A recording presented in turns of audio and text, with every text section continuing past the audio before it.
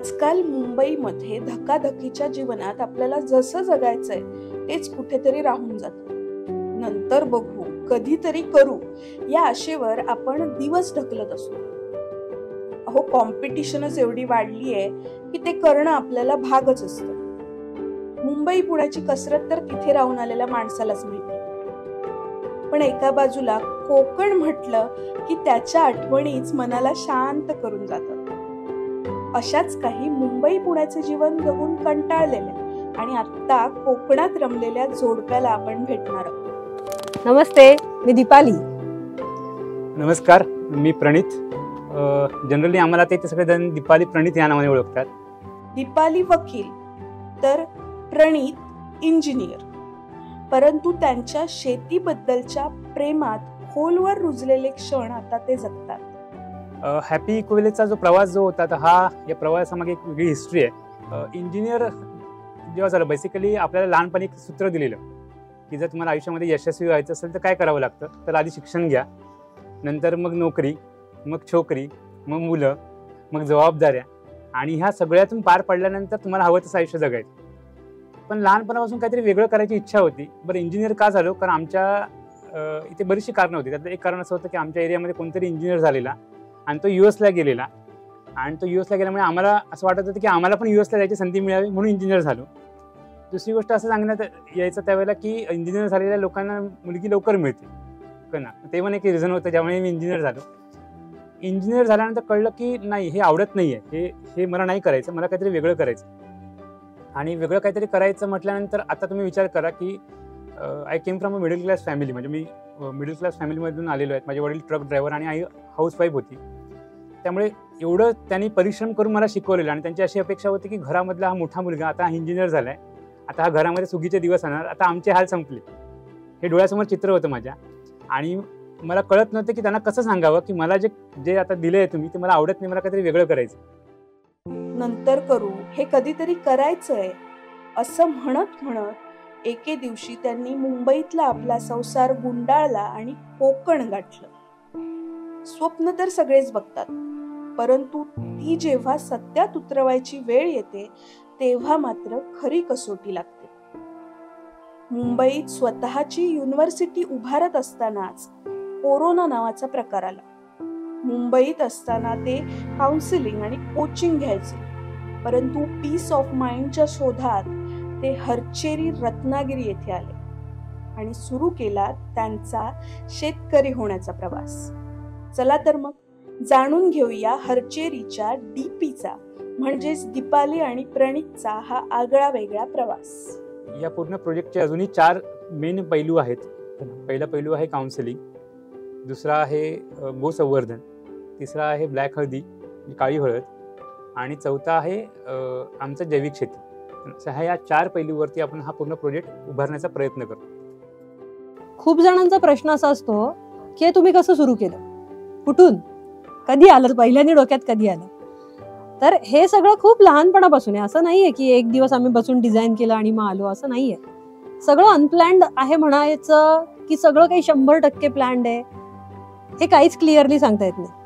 खूप लहानपणापासून अशा खूप साऱ्या ऊर्जा मनामध्ये असतात, असं काहीतरी करावंसं वाटतं जे कुठेच आपल्या आईबापांकडून किंवा आजूबाजूला कुठेच नसतं. असं काहीतरी वेगळं करायची खुमखुमी मनामध्ये असते, आणि असे म्हणजे त्याला आपण आत्ताच्या भाषेत किडे म्हणतो, असे ते खूप सारे किडे आमच्यामध्ये पण आहे, दोघांमध्ये भरपूर ठासून भरलेले.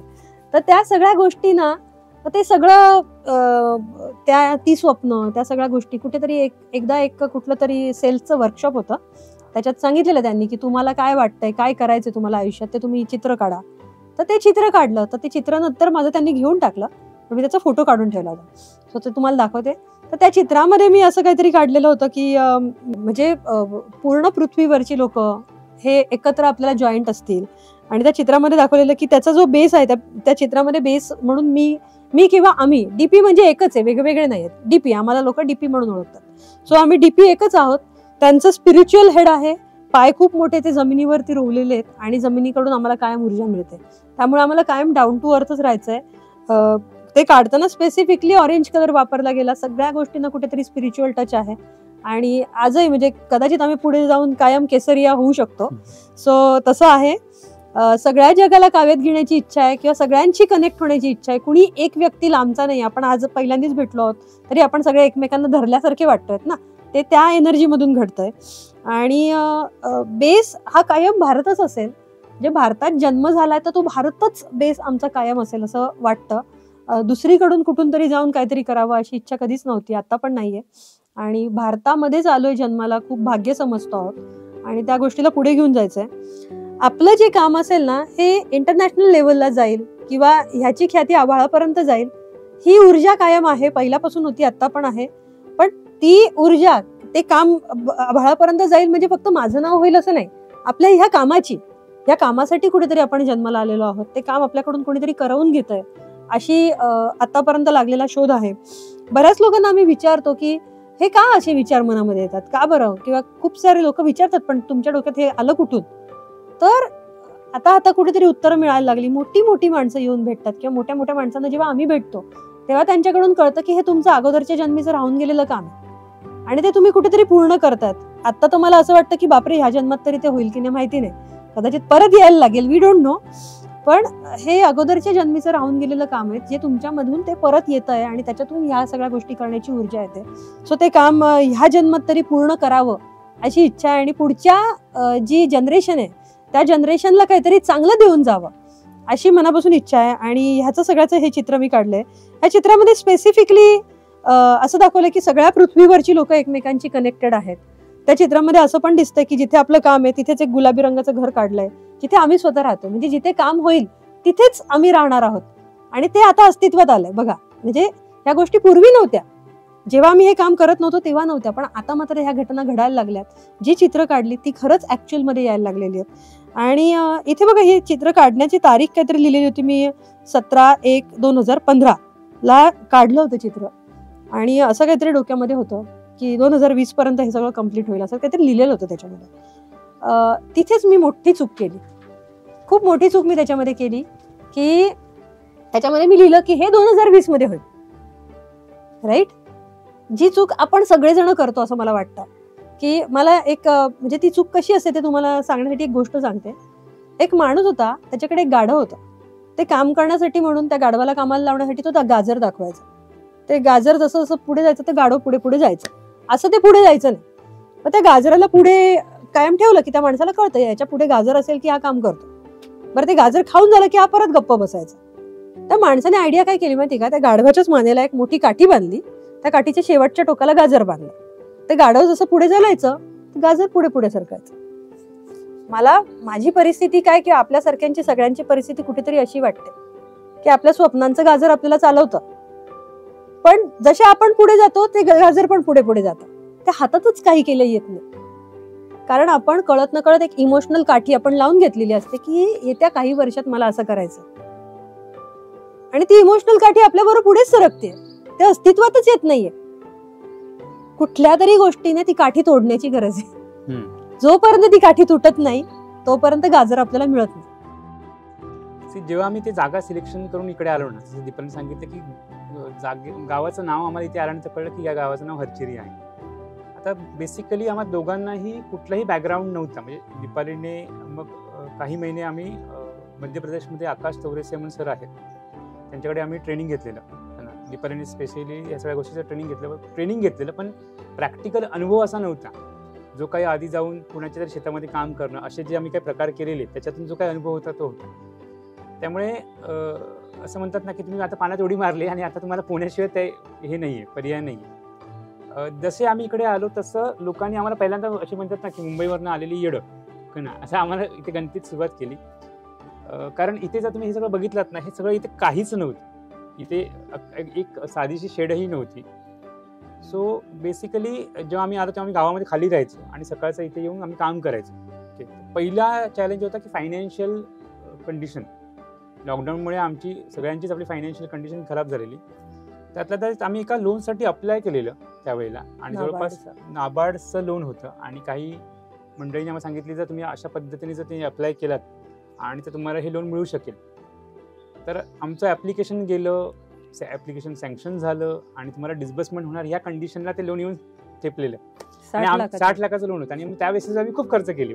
की चला आपले आता 60 लाख रुपये येणार आहे, तर मी इथे इन्व्हेस्ट करा, हे करा, रोड चालू करा, ते करा. आणि मला सांगतो लिटरली एके दिवशी आम्हाला कळलं की ते आता लोन नाही मिळणार तुम्हाला. आणि तो दिवस आम्हाला अजूनही आठवत आहे, काहीतरी जुलै महिन्यातला तो दिवस होता.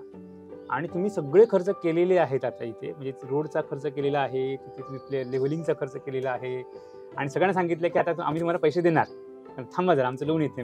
ओके. आणि तुम्हाला त्या दिवशी रात्री कळतं की आता तुमचं ते लोन डिस्बर्समेंट नाही होणार, कारण कोविडमुळे सगळ्यावरती आता रिस्ट्रिक्शन आलेले आहे. ओके.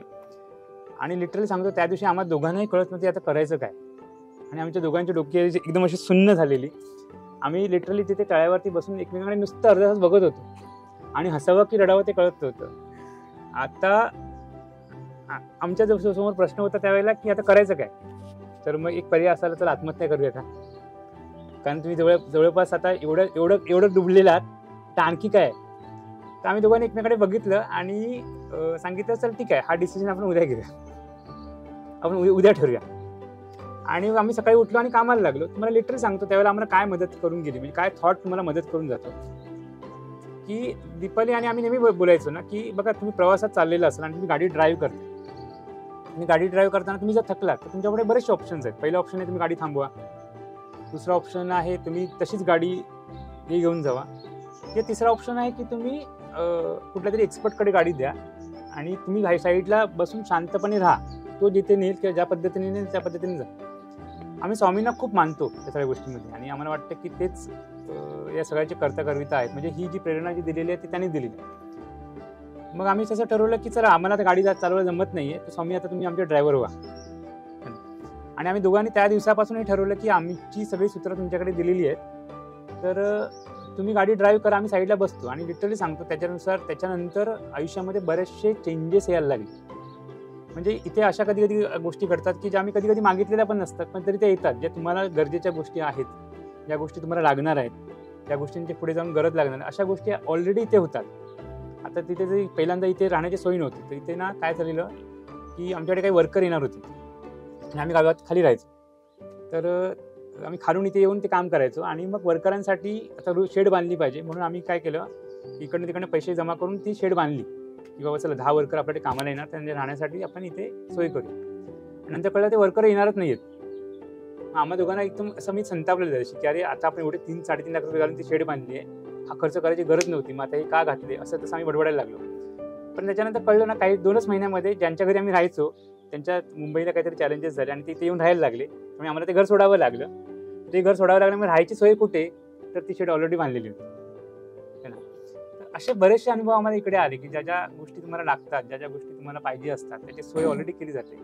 आम्ही दोघं हे प्रामाणिकपणे मानतो की आमच्या गाडीचे ड्रायव्हर किंवा आमचे बॉस आता स्वामी आहेत, ते बरोबर घडवतात, ते बरोबर आणून देतात, आणि आमची त्याच्यावरती श्रद्धा आहे. मग तशी व्यक्ती, तशी लोक, तशी एनर्जी ती आम्हाला भेटतात, आणि ज्या ज्या क्षणी जी जी मदत लागते ती मदत करून त्यांचा ते रोल कम्प्लीट करतात. तर जेव्हा आम्ही इकडे आलो तेव्हा पहिला चॅलेंज आम्हाला फेस झाला की फायनान्शियल, तो तर मग तो अजूनही आता कुठेही ह्या वर्षी हा प्रोजेक्ट सेल्फ सस्टेनेबल झाला. म्हणजे आता आम्ही एकही रुपयाचं लोन न घेता जे काही इन्कम येते त्याच्यातून आम्ही सगळं करतो. We don't take a single rupee from outside. त्यामुळे आता सस्टेन झालो. दुसरी गोष्ट होती की माणसांचा चॅलेंज. आता ही जागा आमची लिस्टची आहे, तुम्ही जर बघितलं तर ही जागा लिस्टची आहे. इकडे काही लोक पहिल्यांदा काम करायचे, ह्या जागेवर काम करायचे, म्हणजे त्यांची काहीच गाडी, म्हणजे कसं असतं की जेव्हा जागा रिकाम्या असतात ना, तर तेव्हा काहीतरी नैसर्गिकपणे उगतंच त्याच्यावर. मग त्याच्या काठ्या लाठ्या सगळं जे काय असतं, लाकूडपाटा, हे सगळं गोळा करायचे वाडीतले लोक. तर मग काय झालं, आम्हाला माहिती नाही ही गोष्ट. आम्ही आणि त्यांचे काहीतरी जमीन मालकावर वाद होते. आता आम्ही ते लीजवरती, आमचं 30 वर्षाचं हे लीज आहे. तर त्यांच्या त्या रागातून एके दिवशी 60 जणांनी येऊन आम्हाला दोघांना मारले इथे, ह्याच जागेमध्ये इथे. आणि आम्हाला खूप लागलं, म्हणजे जवळपास हिचे कपडे फाडले किंवा 60 जणांनी येऊन आम्हाला बेदम मारलं. त्यांचा उद्देश होता की जर ह्यांना मारलं ते पळून जातील, हे पळून गेले तर हा प्रोजेक्ट थांबेल आणि जागा मालकला परत काही ऑप्शन मिळणार नाही. आणि ते मोठं प्रकरण सुरुवातीच्या 2-3 महिन्यात झालेला हा प्रकार लिटरली. आणि मग ते पोलीस केस झाले आणि मोठं प्रकरण झाले. आणि त्यावेळेला आमच्याकडे पुढे असं होतं, कारण तुम्ही मुंबईत येऊन अचानक तुमच्या बाबतीत असं काहीतरी घडतंय, त्याच्यात तुम्हाला काही माहितीच नाहीये. तर तो एक प्रसंग असा होता की आता करायचं काय पुढे, की म्हणजे तुम्हाला बेदम महाराज झाले आणि मला नाही माहिती की पुढे जाऊन परत काय होईल ह्या सगळ्या याच्यामध्ये. पण आम्ही दोघांनी लिटरली तो निर्णय घेतला की नाही, इथे राहायचा आणि हा प्रोजेक्ट पूर्णपणे कम्प्लीट करायचा. ओके. आणि त्याच्यानंतर आम्ही मग तेव्हा आम्ही खाली गावात राहायचो. त्याच्यानंतर इकडे आपण आम्ही ते शिफ्ट झालो. ते शिफ्ट झाल्यानंतर त्या वाडीतच येऊन शिफ्ट झालो. त्या लोकांना तो दंगा बसला की अरे तुम्ही पहिले खाली राहत होतात, आता इथेच येऊन बसलात. आणि लिटरली त्याची केस अजूनही चालू आहे. सगळ्यांना शॉक होता की तुम्ही कसं करणार दोघं.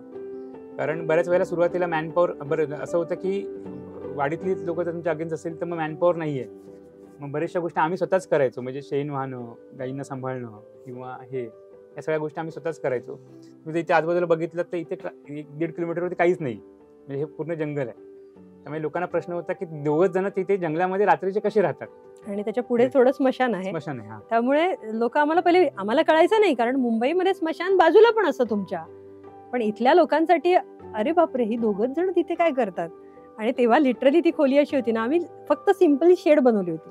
त्याला दरवाजे नव्हते, त्याला खिडक्या नव्हत्या. त्या खिडक्यांना पुठ्ठे वगैरे लावून आम्ही राहायचो. आणि इनिशियली आम्ही स्वतःच्या लाईफस्टाईलवर आम्ही 1 रुपया पण खर्च नव्हता केला. जो काय सगळा खर्च केला होता तो सगळा जमिनीवरती होता. जमिनीवरती, गायींवरती ते मॅनेज करताच नाकी नऊ यायची. स्वतःच्या लाईफस्टाईलवर आपल्याला चांगलं घर रंगवलेलं पाहिजे गरजच नव्हती. तर तशा पद्धतीने आम्ही करायचो.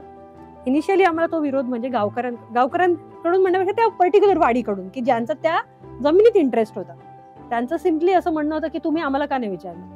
आता आम्ही जमीन मालकाला विचारणार ना, आम्ही दुसरं कोणाला विचारणार. आम्हाला काही ह्या गोष्टींचा अंदाज नव्हता. नंतर कळलं आम्हाला की ह्या सेम जमिनीवरती किंवा ह्या सेम ठिकाणी अगोदरही काही लोकांना अशा पद्धतीने पळवून लावलं होतं. मग त्यामुळे ती त्यांना सवय आहे की अशा पद्धतीने काहीतरी हे केलं की मग लोक पळून जातात. आणि जमीन मालकाला पण तो प्रश्न होता की आम्ही राहू की नाही. गावकऱ्यांना तर होताच की आता काही हे टिकत नाही. पूर्ण वाडीमध्ये सगळीकडे गावात चर्चा, आता काही ही लोक इथे राहत नाही. आमच्या कामावरती येणारे तेव्हा 20-22 माणसं काम करायचे आमच्याकडे. त्यांना पण प्रश्न होता की आता हे काय उद्यापासून इथे राहणार नाही. घरच्यांना आम्ही ते सांगितलंच नव्हतं. माझी आई होती पण घरच्यांना आम्ही ह्या गोष्टी सगळ्या सांगितल्या नव्हत्या. पण म्हणजे थोडक्यामध्ये असं होतं की तो जो डिसिजन होता दुसऱ्या दिवशी उभं राहून काम करण्याचा, तो डिसिजन म्हणजे खूप भारी डिसिजन आयुष्यातला झाला होता. आणि ते बळ कुठल्या एनर्जीने स्वामींनीच आम्हाला दिलं असं म्हणायचं. आणि त्यानंतर ते आजपर्यंत आम्हाला त्यांनी जगवलं इथे. सो असे डिसिजन कधीतरी आयुष्यात येतात. मग तेव्हा आपण काय करतो ह्याच्यावरती पुढच्या बऱ्याच काही गोष्टी अवलंबून असतात. नंतर आम्ही जसं आम्हाला जैविक शेती करायची. आम्ही लोकांना सांगायचं आम्हाला जैविक शेती करायची. बरं, गाई कुठच्या सांभाळायच्या, देशी गाई सांभाळायच्या. म्हणजे लोक आम्हाला वेड्यात काढायचे. म्हणजे मुंबईवरची वेडं आली आहेत, ती काय 5-6 महिने ट्राय करतायत. मग सुरुवातीला असं झालं ना की म्हणजे लहान बाळाचे हट्ट असतात बघा, की आपण थोडे काही दिवसापुरती पुरवतो आणि वाटतं की जाऊन दे, थोडे दिवस खेळेल आणि मग सोडून देईल. तर मग गावातल्या काही लोकांनी आम्हाला सपोर्ट, आता आमची जी मंडळी आहेत ना, त्यांनी आम्हाला सुरुवातीला सपोर्ट तसा केला की सर काही दिवस हे लोक करतील, नंतर बघूया. मग त्यांना वाटायचं की असं का करतायत ही लोक, म्हणजे की देशी गाई तर लोक टाकून देतात, तुम्ही का जमा करताय, किंवा लोक रासायनिक शेती करतायत, तुम्ही का जैविक शेतीकडे जाताय. तर त्यांच्या पुढे प्रश्न होता की 6 महिन्याच्या वर काही टिकणार नाही. पण जसे 6 महिने झाले, 1 वर्ष झालं, 1.5 वर्ष झालं, 2 वर्ष झाली, तर त्यांना कळलं नाही लोक टिकलेत. बरं, टिकलेत आता काम पण करतायत. बरं, काम करतायत आता पैसे पण देतायत, पैसा कमवतायत. मग आता हळूहळू ते चित्र बदलत गेलं. मग म्हणजे बऱ्याच वेळा प्रश्न असतो ना की तुम्ही किती वेळ त्या गोष्टीमध्ये तग धरून बसताय. ओके, आम्ही दोघांनी एकच ठरवलेलं की बघा, आपल्याकडे ना बरेचसे ऑप्शन्स असतात. किंवा एखादी परिस्थिती येते तर पहिला ऑप्शन असतो की काही लोकांकडे न करण्याची कारणं असतात आणि काही लोकांकडे करण्याची कारणं असतात. तर आम्ही ऑलवेज आम्हाला करण्याच्या कारणांमध्ये ठेवतो की आपल्याला का करायचं. मग आम्ही लोकांना सुरुवातीला समजायचो की आपण जैविक शेती का केली पाहिजे, आपण ही केली पाहिजे. तर लोक ऐकायचे आणि सोडून द्यायचे की बघूया, तुम्ही आधी करा नंतर बघूया.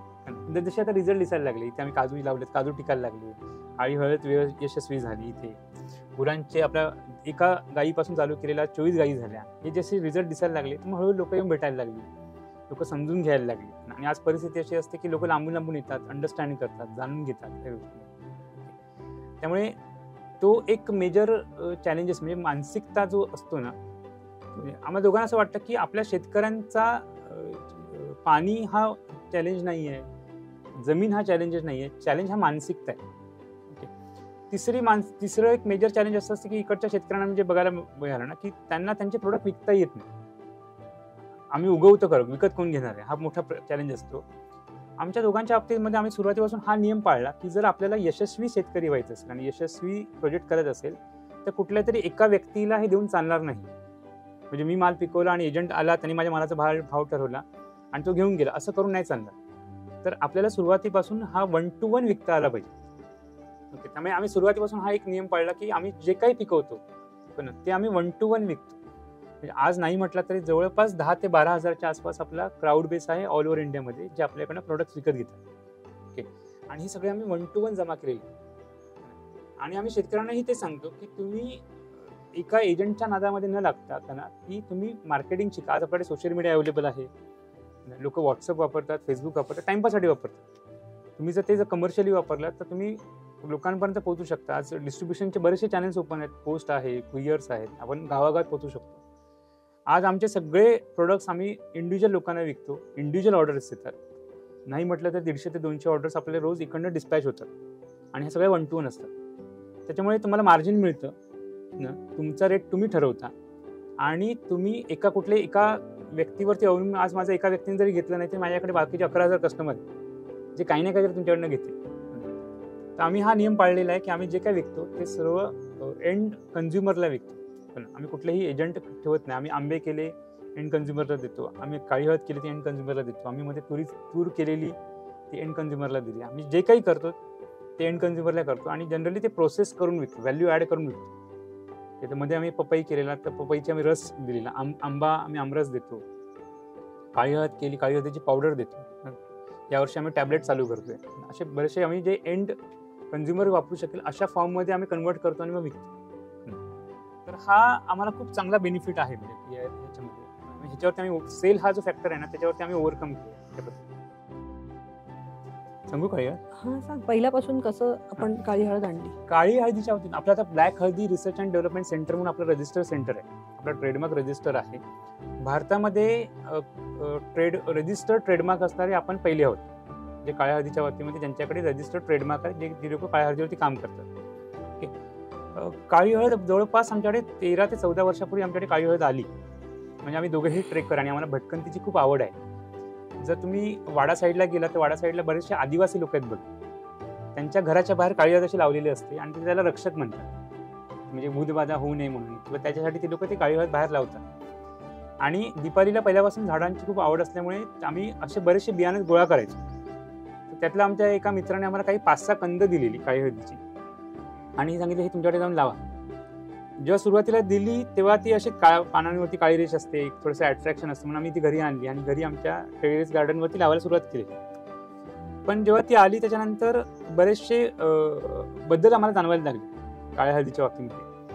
आणि मग आम्ही त्याचा अभ्यास चालू केला. अभ्यास सुरू केल्यानंतर कळलं की नाही, ही दुर्मिळ वनस्पती आहे, ही अशी सहजासहजी अवेलेबल होत नाही.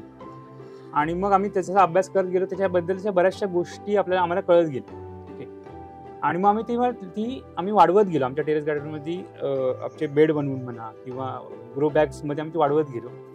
इथे येताना आम्ही आमचं स्वतःचं बियाणं घेऊन आलेलो आणि मग इथे आम्ही येऊन ती ग्रो केली. आता जवळपास आपल्याकडे 3 ते 3.5 एकरवरती काळी हळद आपण लागवड करतो. जवळपास 2,500 किलोच्या आसपास आपण प्रोड्यूस करतो वर्षाला आणि ही आपण सिंगल विकतो, कुठल्याही विकतो. जेव्हा आम्ही आता गोठा बांधला, जेव्हा आम्ही गायींना सांभाळतोय आणि कोकण गिड्डा गायी म्हणजे इथल्या लोकल गावठी गायींना सांभाळतोय, असं बघायला लागलं तर लोक आमच्याकडे भरभरून आमच्या गायी घेतात का असा गोष्टी सुरू झाल्या.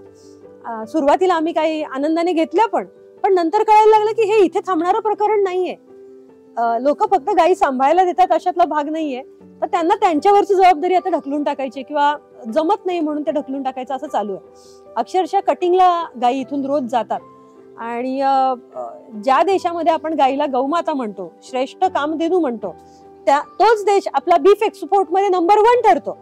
ह्याची सुरुवात अगदी तळागाळामध्ये, अगदी छोटे छोटे म्हणजे हरचिरी सारख्या छोट्या गावामध्ये पण या गोष्टी घडतायत असं बघून आम्हाला खूप वाईट वाटायला लागलं. तर ह्याच्यावरती खूप मोठ्या प्रमाणात काम करणं गरजेचं आहे.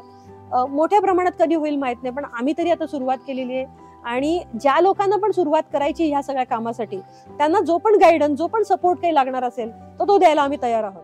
केमिकल फ्री लाईफ मध्ये एक खूप मोठा रोल प्ले करतो तो म्हणजे साखर जी आपण खातो त्याच्यामध्ये साखर बनवण्यासाठी म्हणून जे काही केमिकल्स वापरले जातात, जसं की त्याच्यामध्ये गंधक असतो मोठ्या प्रमाणामध्ये. गंधक हा एक जड धातू आहे आणि तो ऑलमोस्ट आपल्या पोटातून कधीच बाहेर पडत नाही. त्यामुळे जेवढं पण आपण आपल्या पोटात जात आहे ते तसंच राहतं बॉडीमध्ये. आपल्या वर्षानुवर्ष आपल्या बॉडीला काम करायला लागतं. सो साखर, पांढरी व्हाईट शुगर जी आहे ती कम्प्लिटली आपण बंद करणं गरजेचं आहे. बरं, आता हे सांगणं खूप सोपं आहे की साखर बंद करा, पण बिना साखरेचं जगायचं म्हणजे आपण अंडरस्टँड करू शकतो सगळेजण. सो मग साखरेला आपण काय काय मल्टिपल गोष्टी आणू शकतो त्या गोष्टी आम्ही इथे वर्कआउट करतोय. शुगर फ्री लाईफसाठी लाईफ गोड असायला पाहिजे पण शुगर फ्री असली पाहिजे. सो मग त्याच्यामध्ये आपण गोड पदार्थ मग जसं काही मनुका आहेत, त्यानंतर म्हणजे किसमिस आपण ज्याला म्हणतो, त्यानंतर खजूर आहे, त्यानंतर देसी खांड म्हणतात, खांडेसरी साखरेचा एक प्रकार असतो, ती ओरिजिनल असते आणि केमिकल फ्री असते.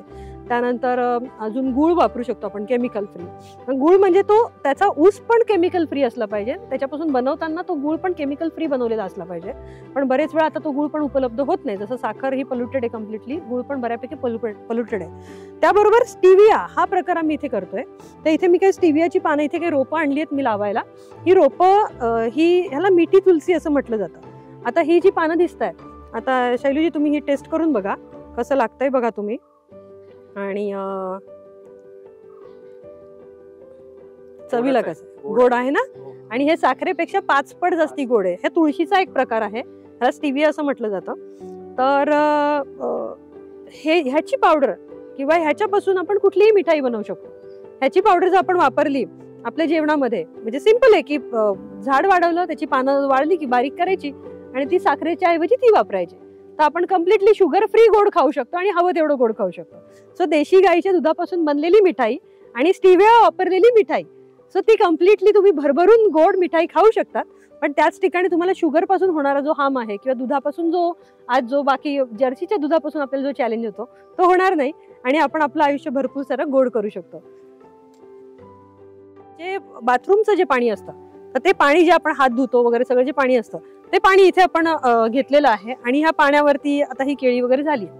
आता हे रिसायकलिंग वगैरे शब्द खूप गोड आहेत, पण आपण ज्या पाण्याला आपण वेस्ट म्हणतो, जे पाणी खराब आहे असं म्हणून बाहेर टाकतो आणि त्या म्हणजे आपण आपलं घर साफ करतो, आपले हातपाय धुतो, आपली आंघोळ करतो, ह्या सगळ्या गोष्टींपासून आपण काहीतरी स्वच्छ करण्याचा प्रयत्न करतो. त्याच्यातून जे वेस्ट निघतं त्या वेस्टला आपण पाणी वापरतो आणि मग त्या पाण्यापासून रिसायकल करून आपण काहीतरी फळं उत्पादन करतो. पण जर इमॅजिन केलं की आपल्याच वेस्ट पाण्यामधून एखादं फळ आलं आणि ते खायचंय आपल्याला, तर काय फिलिंग येलो? चांगलं वाटतं की वाईट वाटतं? तर थोडंसं वाईटच वाटतं की अरे बापरे, वेस्ट पाण्यावर झालेलं कसं काय खायचं.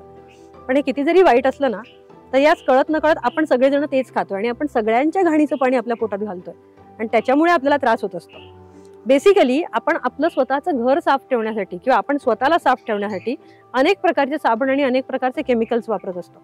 मग त्याच्यामधून आपण म्हणजे अगदी बघा, डोक्याला लावायला शॅम्पू पाहिजे, कंडिशनर पाहिजे, त्यानंतर डॅन्ड्रफचा शॅम्पू वेगळा, शाईन करण्याचा शॅम्पू वेगळा, तोंडाला लावायला फेस पॅक वेगळा, अंगाला लावायला बॉडी पॅक वेगळा, बॉडी वॉश वेगळा, त्यानंतर मग घामाचा वास येऊ नये म्हणून अजून तिसरी काहीतरी गोष्ट, त्यानंतर पाय धुवायला वेगळं, हात धुवायला वेगळं, भांडी घासायला वेगळा साबण, फिनाईल वेगळं, टॉयलेट क्लीनर वेगळं, बाथरूम क्लीनर वेगळं, किती किती किती गोष्टींचे क्लीनर्स आपण वापरतो आणि ह्या सगळ्या क्लीनर्समध्ये प्रचंड प्रमाणामध्ये केमिकल असतं.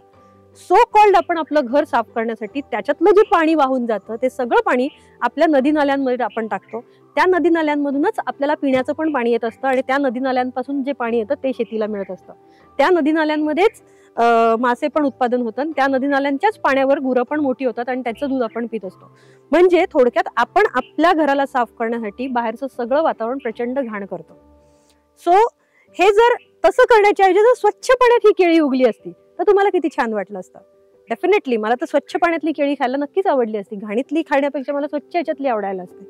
तर मग आम्ही इथे हा प्रयत्न करतोय की ही केमिकल्स आपण कशा पद्धतीने बंद करू शकतो. सो हा जो सगळा पोल्युशन झालाय, आता हा विचार करा की जर तुम्हाला मी सांगितलं की काही दिवस बिना साबणाची आंघोळ करा किंवा साबणाने कपडे धुवायची काय गरज आहे, तर सगळ्यांच्या मनात पहिला प्रश्न जाईल, असं कसं राहू शकतो. मला सांगा, श्रीकृष्ण कुठल्या साबणाने आंघोळ करत होते? मग त्यांचे कपडे धुतलेले नव्हते का? शिवाजी महाराज काय साबणाच्या पाण्यामध्ये आंघोळ करत होते का? ते पण तर स्वच्छ होतेच ना. पण कळत न कळत ज्या काही वर्षांमध्ये टीव्ही आलाय, त्या टीव्ही पासून आपल्याला इतकं हे झालंय की कंपल्सरी साबणानेच आंघोळ केली पाहिजे, कंपल्सरी आपण साबणानेच कपडे धुतले पाहिजे. मग वॉशिंग मशीनच्या पावडरचे आपण 5-5 किलोचे हे आणतो आणि ते सगळेच्या सगळे आपण थोडक्यात सगळं पोल्युशन करतो. राईट? आपल्या प्रत्येक घरामधून शेकडो लिटर पाणी, पोल्युटेड पाणी बाहेर पडत असतं. आणि त्याच्यावर आपला काहीच कंट्रोल नसतो नंतर पुढे. सो जर हे पोल्युशन आपण घरातच थांबवू शकलो तर, यासाठी म्हणून आम्ही काही सोल्युशन्स आणतोय, ज्याच्यामध्ये तुम्हाला कपडे धुण्यासाठी म्हणून जसं रिठ्यापासून बनवलेल्या काही वस्तू, तसं भांडी घासण्यासाठी लिंबापासून बनवलेल्या काही वस्तू, ज्याच्यामध्ये 0 प्रकारचा केमिकल असेल, आंघोळ करण्यासाठी दुधापासून बनवलेल्या काही वस्तू, जे असेल तो साबणच पण तो दुधापासून बनवलेला असेल, तो केमिकल्स पासून बनवलेला नसेल, अशा पद्धतीचा आंघोळीचा साबण आम्ही आता बनवलेला सुद्धा आहे. त्याच्यामध्ये आम्ही देशी गाईचं दूध आणि कोकोनटचं ऑइल म्हणजे लाकडी घाण्याचं नारळाचं तेल हे वापरून आम्ही साबण बनवलाय. तो जर साबण आपण वापरला तर आपण तर स्वच्छ होऊ, पण आपल्याबरोबर आपलं जे वेस्ट मटेरियल पाणी आहे ते पण घाण होणार नाही आणि त्याच्यापासून बनवणारे जे अन्नधान्य असेल ते पण केमिकल फ्री असेल. सो अशा पद्धतीचे काही प्रोडक्ट्स आम्ही बनवतोय. लवकरच ते तुमच्या सगळ्यांसाठी म्हणून उपलब्ध होतील आणि ते लवकरच आम्ही तुमच्यापर्यंत घेऊन येऊ.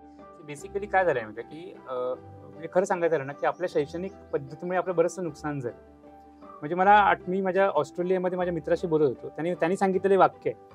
तो म्हणतो, प्रणित तुला माहिती आहे का की आपल्याकडे बघण्याचा दृष्टिकोन काय इकडचा.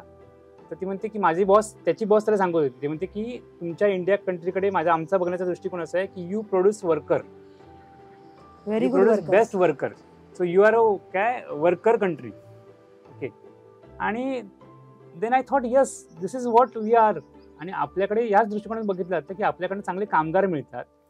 आणि त्याच्यामागे एकमेव गोष्ट अशी आहे की आपली शैक्षणिक पद्धती आपल्याला शिकवलंच गेलेलं नाहीये की म्हणजे लहानपणापासून जे झापडं लागलं ते लागलं. म्हणजे शिक्षक सांगतायत ते बरोबर आहे, पुस्तकं सांगतात ते बरोबर आहे, ते पाठ कर, ती परीक्षा दे, त्याच्यातून चांगले मार्क काढ आणि जाऊन चांगला जॉब शोध. ओके. आणि किती गंमत आहे बघा ना की आपण कोण विचारच करत नाहीत. वी नेव्हर आस्क की व्हाय. जेव्हा कधीतरी विचारलं तेव्हा लहानपणी मस्त टपली पडलेली आणि सांगितलं गधड्या परत विचारलंस तर आगाऊपणा करू नकोस. आणि त्या दिवसापासून आपण विचारणं बंद केलंय की का बरं तिथे बंद ते केलं आणि नंतर आपण कधी ती चावी ओपनच नाही केली. आपण अजूनही विचारत नाही मी का करायचं ही गोष्ट. ओके.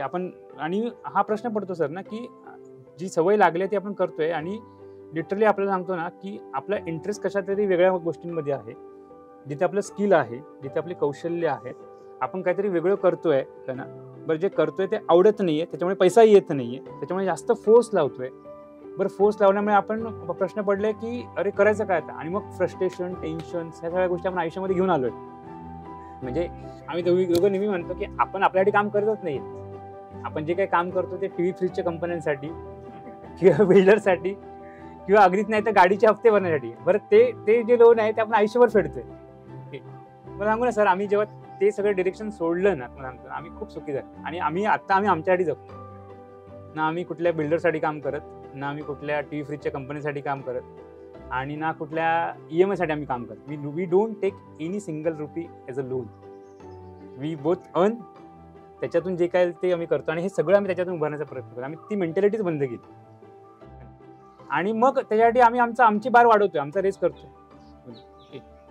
आम्हाला ह्याच लोकांना संदेश द्यायचा असेल ना की जर तुम्हाला खरंच जगायचं असेल ना तर बघा ते पॅरामीटर आहे. आपल्याला सांगितलं जातं बघा पहिल्यांदा की तुम्ही जर ते पॅरामीटर बघितलात तर आधी सांगितलं तर तुमच्या भौतिक गरजांकडे लक्ष द्या. हा सगळ्यात बेस झाला. म्हणजे अन्न, वस्त्र, निवारा ही आपली भौतिक गरज आहे. त्याच्यावरची गरज येते ती आपली सोशल. त्याच्यानंतर जी गरज येते ती आपली सेफ्टी. त्याच्यानंतर गरज येते ती आपली स्पिरिच्युअल. आपल्याला सांगितलं जातं आधी की अन्न, वस्त्र, निवाराचं बघ, पोटा पाण्याचं बघ, ते स्टेबल झालास की बघ बाबा. त्याच्यानंतर मग तुझी सेफ्टीकडे बघ. मग आपण सगळं रिझर्व करायला जातो. ते झाल्यानंतर मग सोशल नीड असते की आपल्याला वाटतं समाजामध्ये माझं नाव व्हावं, लोकांना व्हावं. आणि ते सगळं कम्प्लीट झाल्यानंतर कधीतरी वाटतं की आता मी 40-50 उलटली, आता जरा अध्यात्माकडे बघा. पण सर तुम्ही जी 10% लोक आहेत बघा जी सक्सेसफुल झाले त्यांचा तुम्ही अभ्यास करा बघा. त्यांची सुरुवात खालून होत नाही, त्यांची सुरुवात वरून होते. म्हणजे मी नेहमी एक्झाम्पल देतो सचिन तेंडुलकरचं की तो लहानपणी क्रिकेट खेळायचा. त्याला कोणी गॅरंटी दिलेली का करिअरची की बाबा तू जर खेळलास तर तुला 100% करिअर होईल, तुझं हे होईल ते होईल. त्याने कुठलीच गॅरंटी दिली नव्हती बघ. तरी तो खेळायचा. कारण त्यामागे एकमेव रिझन होतं की त्याला आत्मिक आनंद मिळायचा. आणि मग आत्मिक आनंद मिळता मिळता त्याचं समाजामध्ये नाव होत गेलं. कुठेतरी 16 वर्षाचा पोरगा चांगलं खेळतोय, त्याचं समाजात नाव झालं बघा. आणि जेव्हा त्याचं नाव झालं त्याच्या खालच्या 3 गरजांनी पण त्याची काळजी घेतली. आज त्याला कुठल्याही EMIचं टेन्शन नाही, त्याला कुठल्याही असं नाही. म्हणजे तो कधी विचार करत असेल का, विचार करा की हा सिक्सर मारला ना तर पुढच्या महिन्यात लाईटचं बिल निघालं, असं सचिन तेंडुलकर कधी विचार नाही करत असणार किंवा अजय अतुल पण असा कधी विचार करत नसतील बघा की जरा हे कॉन्ट्रॅक्ट मिळालं ना की जरा बंगल्याचं रेंट सुटलं. सुरुवात आत्मिक आनंदापासून. पण आपण करतो बघा सर की मला EMI फेडायचे आहेत, हे फेडायचे आहेत, आणि 90% लोक या चक्रामध्ये अडकले. आम्हाला नेहमीच लोकांना सांगायचं वाटतं की सुरुवात ही उलटीच आहे. खालून जर वर गेलात ना तर तुम्हाला फोर्स लावा लागणार. हा निसर्गाचा नियम आहे, कारण गुरुत्वाकर्षण काम करतं. वरून जर खाली आलात ना तर तुम्हाला फोर्सची गरज नाही, ते तुम्हाला सरळ सहज सोप्या रीतीने खाली आणते. आणि आम्हाला लोकांना दाखवायचं आहे की तुम्ही सुरुवात उलटी करा. आत्मिक आनंद पहिल्यांदा शोधा. आत्मिक आनंद पहिल्यांदा शोधा. आणि काउन्सिलिंग फील्डमध्ये आपण एक्झॅक्टली शोधू शकतो. आम्ही जे शास्त्राचा अभ्यास केलाय म्हणजे डर्मोटोग्राफिक नावाचं शास्त्र आहे, त्या शास्त्रामध्ये एक्झॅक्टली आपण शोधू शकतो की तुमचं स्किल कशामध्ये आहे. प्रत्येकाचं वेगवेगळं आहे आणि तुम्ही जे जन्माला त्यांना घेऊन आलेला आहे. म्हणजे आमच्या दोघांमध्ये पण तुम्हाला एवढी हार्मोनी किंवा काय दिसतंय, सिंक्रोनायझेशन का दिसतंय, कारण आम्हाला एक्झॅक्टली एकमेकांचे स्वभाव आणि एकमेकांची कौशल्य माहिती आहे. मग आम्ही दोघं एकमेकांना पूरक आहोत. जिथे तू कमी आम्ही एकमेकांच्या सारखे नाही आहोत. हा, आम्ही पूरक आहोत आणि विरुद्ध आहोत आम्ही ऍक्च्युली, पण पूरक आहोत. असं हे जर आपल्याला सगळ्यांना कळलं ना तर सगळेजण योग्य डिरेक्शन मध्ये काम करू शकतात, योग्य डिरेक्शन मध्ये जाऊ शकतात. आणि खंत ही आपल्या पूर्वीच्या गुरुकुल पद्धतीमध्ये ह्या गोष्टी शोधून त्याच्यावरती काम करून त्या मुलाला तसं डेव्हलप केलं जायचं. म्हणजे सर 15-16 वर्षामध्ये बघा लोक राज्य करायचे पूर्वीचे. आज 20व्या वर्षी मुलगाच्या बाहेर पडतो तर फ्रेशर असतो, त्याला कोणी विचारत नाही. ही खंत आहे. फ्रेशर. तर म्हणजे आमच्या गुरुकुल पद्धतीमध्ये ही आम्हाला पद्धत आणायची आहे. आत्मिक आनंद त्यांचा पहिले शोधायचा. त्या व्यक्तीचा आत्मिक आनंद आधी शोधला जाईल आणि मग त्याच्यामध्ये त्याला नॉलेज आणि ट्रेनिंग दिलं जाईल. कसं आहे माहिती का, जर आपण असं प्रोव्हाइड करून दिलं ना सगळं, तर मुलं बरोबर त्यांची सद्सद्विवेक बुद्धी जागी असते, त्यांना जे आवडतं तेच घेतात आणि तोच त्यांचा आत्मिक आनंद असतो. आपल्याला सांगितलं होतं नाही हे नको निवडू, ते निवड. जे असं होतं ना, जे आपण दुसऱ्याकडून जातो, ऍक्च्युली ओरिजिनल असलं पाहिजे की त्याला जे आतून वाटतंय ना ते त्याने करणं गरजेचं आहे, जे की सध्या अजिबात बंद झालंय.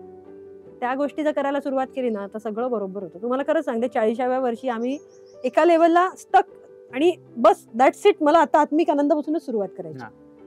जेव्हा तशी उडी मारली ना तेव्हा सगळं सोपं झालं. 1-2 वर्ष जरा जुगाड झालेत, पण दॅट इज ओके. तसे होतेच ना अगोदर, काय कमी होती. तसं केलं तर सगळं काही घडू शकतं. बरोबर. हॅपीनेस ट्री हे जे आमचं पहिलं बाळ होतं, त्याला बाळच म्हणतो आम्ही, कारण ते आमच्या इमोशन्स मधून ते जन्माला आलेली कन्सेप्ट आहे happiness tree. So happiness tree मध्ये आमचं हे विजन आहे पहिल्यापासून की creating a happier and successful generation. पुढची जी जनरेशन आहे किंवा पुढच्या ज्या जनरेशन्स असतील त्यात मोर हॅपियर आणि मोर सक्सेसफुल असतील त्या असाव्यात, यासाठी काहीतरी काम करायचं. त्याचाच हा एक पार्ट आहे. म्हणजे सेंद्रिय शेती, गायी किंवा ह्या सगळे हे आलेले वेगवेगळे टूल्स आहेत, पण ह्या सगळ्यातून एक हॅपियर अँड सक्सेसफुल जनरेशन तयार करायची, स्वतःसाठी पण, आपल्या मुलांसाठी पण आणि ह्या सगळ्या गोष्टींसाठी. सो त्या गोष्टीला आता आम्ही काम करतोय. तर आता ते कुठेतरी म्हणजे इतके दिवस कसं होतं ना, जमिनीच्या खाली जशी बीजे असतात ना, आपल्याला दिसतं काय नाही, नुसती जमीन आहे. आता थोडंसं अंकुरण व्हायला लागलंय, दिसायला लागलंय काहीतरी होतंय. ह्याचं पुढचं शेत कसं असेल माहितीये का, की आम्हाला इथे पुढे जाऊन गोशाळा पुढे घेऊन जायची आहे. कारण आम्हाला ह्याच्यामध्ये राहून कळायला लागलं की गाय हा सगळ्याचा बेस आहे. सेंद्रिय शेती, chemical free farming, chemical free life हा आपला बेस आहे. कारण हॅपीनेसचा सगळ्यात मोठा पार्ट असतो तुमची चांगली हेल्थ. जर ती असेल तर तुम्ही सगळं काही करू शकता. काहीच नसताना जर तुमच्याकडे हेल्थ असेल तरी तुम्ही खूप काही करू शकता. पण जर सगळं काही आहे तुमच्याकडे हेल्थ नाहीये, तुम्ही काहीच नाही करू शकता. सो एक केमिकल फ्री लाईफस्टाईल. आणि आता कुठेतरी लोकांच्या माइंडसेट मधून त्या गोष्टी निघून चालल्या. त्यांना वाटतं की असं केमिकल फ्री ऑर्गॅनिक म्हणजे महाग, आपल्यासाठी ते शक्य नाहीये, जेव्हा पैसे मिळतील तेव्हा करू. तसं नसलं पाहिजे. तर हे सगळं काही, ह्या सगळ्या गोष्टी म्हणजे केमिकल फ्री कसं जगायचं, आज आपण जिथे आहोत तिथपासून कशी सुरुवात करायची, ह्या सगळ्या गोष्टींचे ट्रेनिंग्स इथे आम्हाला चालू करायचे. आणि ते आता पण आम्ही म्हणजे 1 to 1 सुरू केलेलेच आहेत. त्याचबरोबर आम्हाला इथे पुढे जाऊन असा प्लॅन आहे की आपल्याला एक गुरुकुल चालू करायचं, ज्या गुरुकुलमध्ये एक चांगली पिढी तयार होईल. आणि त्या गुरुकुलमध्ये फक्त सर्टिफिकेशनसाठी कोणी येणार नाही. आताही अनेक लोक गुरुकुल चालवतात, सगळ्या गोष्टी छान छान लोक काम करतात. तशा स्वरूपाचंच हे काम असेल. तर त्या गुरुकुलमध्ये पुढे येणारी जी पिढी असेल त्या पिढीला, म्हणजे आम्ही तर काय 80 वर्ष जगू, 100 वर्ष जगू, 150 वर्ष पण जगायला मजा येईल, पण त्याच्यानंतर पुढे व्हॉट नेक्स्ट. सो जाताना हा वसा कुणाला तरी देऊन जायचा आहे आणि त्यांना एक हेल्दी पिढी बनवायची, जी पिढी पुढची पिढी पण चांगली घडवू शकतात. कारण ना गेल्या काही 50-100 वर्षांमध्ये आपण खूप नुकसान केलं ह्या सगळ्या गोष्टीचं. म्हणजे भारत आपली सोने की चिडिया होती. आपण काही गोष्टींच्या म्हणजे केमिकल्समुळे किंवा गायींवर लक्ष नाही दिलं किंवा अनेक गोष्टींमुळे आपणच चुका केल्यात ह्या खूप साऱ्या, आणि त्या चुका सुधारायची गरज आहे. तर चुका करायला फार 50-100 वर्ष लागतील. कदाचित पुढची अनेक वर्ष किंवा पुढच्या काही पिढ्या त्या चुका निस्तरण्यामध्ये जातील. पण त्याची सुरुवात ही आत्ता व्हायला पाहिजे. भारत परत सोने की चिडिया व्हायला पाहिजे. त्याची सुरुवात जर आपल्याला करायची असेल तर आपल्याला, तुमच्या माझ्या सगळ्यांना आपल्याला काम करणं गरजेचं आहे. सो ते करण्यासाठी म्हणून आम्हाला गुरुकुल चालू करायचं आहे आणि ते लवकरात लवकर व्हावं ही स्वामीचरणी मी प्रार्थना करते. दीपाली आणि प्रणीत यांनी तर मनापासून जे करावंसं वाटतं ते केलं. मग तुम्ही कधी ऐकताय तुमच्या मनाचं?